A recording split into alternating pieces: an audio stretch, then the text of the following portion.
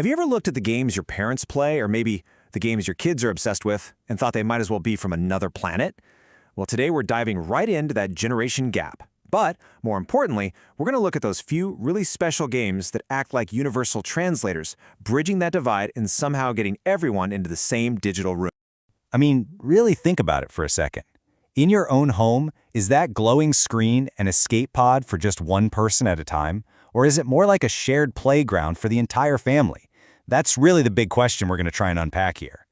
So, to understand how some games manage to connect us, we first have to get a handle on why we're all so different to begin with. Let's break down the three distinct generations of gamers that are all coexisting right now, probably under your own roof.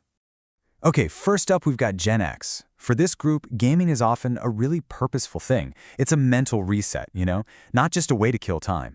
They grew up with the birth of the PC, so they tend to value strategy and patience over those split-second twitch reflexes you need for faster games.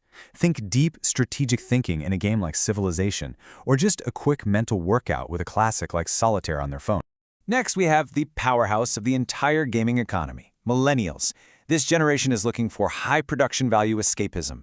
They want those huge cinematic stories, these immersive worlds like you find in Elden Ring, and that really satisfying feeling of achievement. And, since a lot of them are parents now, consoles like the Nintendo Switch are absolutely essential for that family-friendly couch co-op, everyone playing together in the same room. And then we have Gen Z. For them, gaming is, it's fundamentally social. Games aren't just something you play, they're places you live. Seriously. Platforms like Roblox and Fortnite are basically their main social networks. They're digital town squares where they hang out with friends, show off their identity with avatars, and even create their own experiences from scratch. So, when you lay it all out like this, the divide becomes crystal clear, doesn't it? I mean, just look at the motivations. Relaxation for Gen X, achievement for Millennials, and socializing for Gen Z. They even prefer completely different platforms. It really does look like three separate worlds just coexisting in one house. But are they really that separate? And this is where things get really interesting. Because despite all these deep divisions, a handful of consoles and, more importantly, games have popped up as these powerful unifiers. So let's take a look at how on earth they're managing to build these incredible bridges. The hardware itself can be the first bridge. Take the Nintendo Switch. Its design is just genius. It taps into Gen X nostalgia for things like the Game Boy. It's perfect for millennial family game nights on the big TV. And it's got that grab-and-go portability that Gen Z absolutely demands. Then you've got something like Xbox's Game Pass, which is basically a family Netflix account for games. It's got classics for the parents and brand new releases for the kids. And the PC? Well, the PC is the ultimate neutral ground, powerful enough for any kind of game you can imagine. But of course, it's the games themselves that do the real heavy lifting. And maybe no game bridges that gap better than Minecraft. It's less of a game and more like a shared digital sandbox, which is why you could pretty much say that Minecraft is a universal language. And here's why it works. It speaks to each generation's core motivation. Gen X can find that relaxing, purposeful play, like tending to a digital garden or building with digital Legos. Millennials use it as an amazing tool to bond and build with their kids. And Gen Z, they treat it like a massive social platform for building these insane servers. But here's the real magic. Because there is no right way to play, that huge skill gap between a 10-year-old expert and a 50-year-old beginner, it just completely vanishes. All right, next up, a game that unifies people not through creativity, but through pure, glorious chaos. For decades, this game has been the undisputed king of family game night for one very simple reason. Mario Kart is the great equalizer.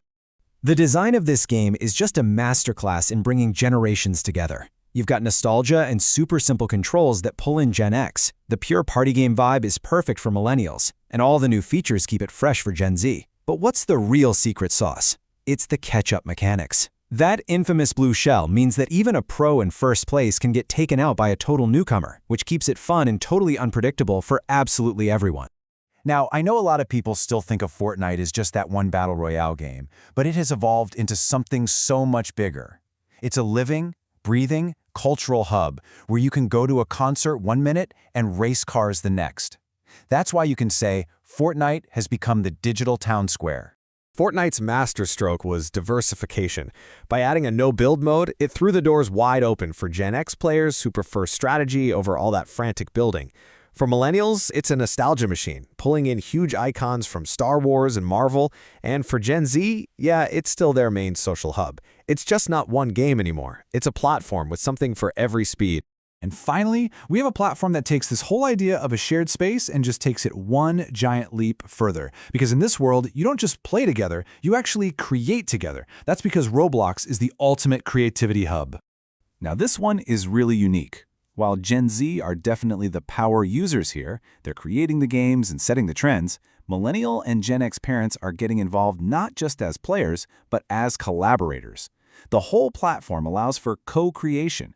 A parent can actually help their kid design a game, turning what used to be just screen time into a shared, creative, family project. So, okay, we've seen the games that work. Minecraft, Mario Kart, Fortnite, Roblox. On the surface, they all feel completely different, right? But underneath, they're all secretly following the same formula for bringing generations together. And here it is, the bridge formula. First, they have a low barrier to entry. That just means anyone, young or old, can pick it up and understand the basics in like 5 minutes.